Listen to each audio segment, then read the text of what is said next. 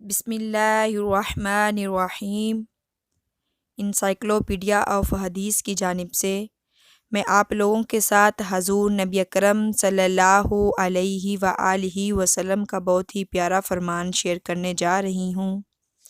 حضرت ابو سعید خدری رضی اللہ تعالی عنہ بیان کرتے ہیں کہ لوگ عرض گزار ہوئے، یا رسول اللہ صلی اللہ علیہ وآلہ وسلم، سب لوگوں میں افضل کون ہے؟ رسول اللہ صلی اللہ علیہ وآلہ وسلم نے فرمایا، وہ مومن جو اپنی جان اور اپنے مال کے ساتھ راہ خدا میں جہاد کرے۔ لوگ پھر عرض گزار ہوئے، اس کے بعد کون افضل ہے؟